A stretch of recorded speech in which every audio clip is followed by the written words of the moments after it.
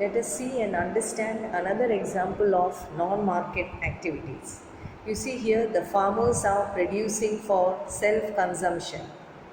I hope with the help of these examples, it is clear to you what are market activities and non-market activities. I know for some students it may not be that clear.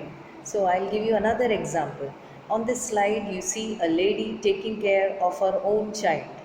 It's a non market activity where she is not being paid.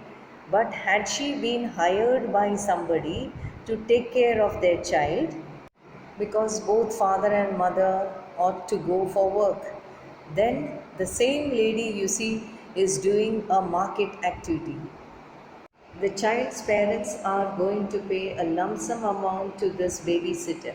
I hope it is clear. So, an individual can do both the activities of a person, and the skill formation, that is acquired by the people of the country. Only then we will become a resource for the country. So, if we have proper education, we have enough skill with us, and good health, we will be able to earn higher income. You will definitely be paid more. Why? Because your output is more. So remember that literate and healthy population is an asset. In this slide, they are focusing on two important things, that is education and skill. Now you have education but you don't have the practical skill. Then nobody will ask for your service, nor will you be able to earn an income for yourself. So automatically you turn to be a liability for the country.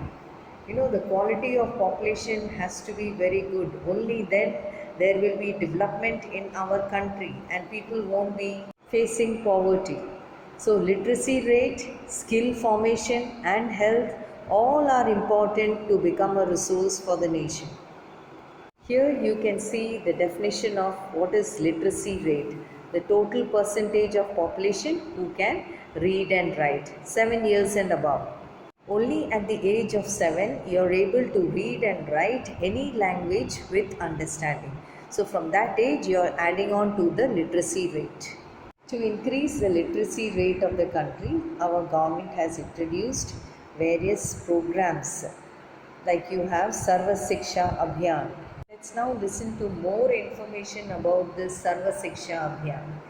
It is a significant step towards providing elementary education to all children in the age group of 6 to 14 years.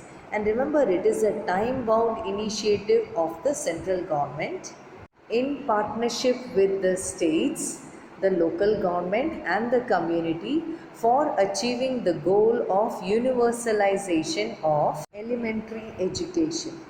Along with this, the government also encourages bridge courses and back to school camps. This initiative by the government automatically increases the enrollment in the elementary education and literacy rate increases.